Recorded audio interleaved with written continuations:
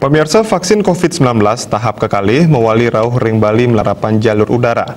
Kewentenan kali dase tali dosis vaksin sampun rauh ke Base Ops Lanut TNI AU Bandara Ngurah Rai saking Cengkareng Jakarta untuk ke distribusi yang ring Bali.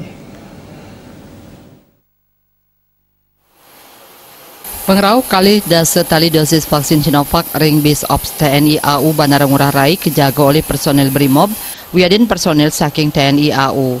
Vaksin dinucap kakirim saking Cengkareng Jakarta tur rauh ring Bandara Ngurah Rai, ringgalah tengah dase semeng nganggen pesawat Garuda untuk nomor penerbangan GA438. Ring pemarginnya nih, vaksin puniki kekawal oleh personel Brimob. Vaksin COVID-19 kabungkus nganggen dus khusus antuk selanturnya nih ke bakte nuju mobil berpendingin.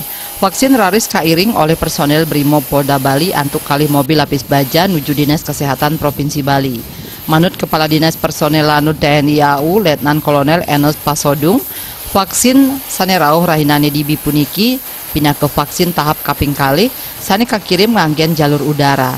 Kuentenan vaksin kantos kali dase tali antuk nyangkepin vaksin tahap pertama sane sampun rauh sadurungnyane melarapan jalur darat. Selanturnyane ketar kayang nenten wenten malih vaksin sane katrima ring Pulau Bali. 11 poli yang terdiri dari tiap satunya itu sebanyak 20.000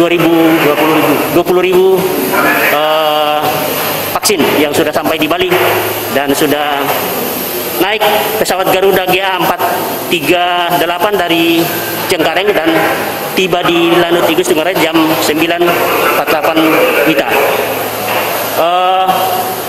Mungkin bagi masyarakat yang ada di Bali ini supaya bisa semangat karena dengan adanya vaksin ini sehingga akan diprioritaskan kepada tenaga medis prioritas pertama.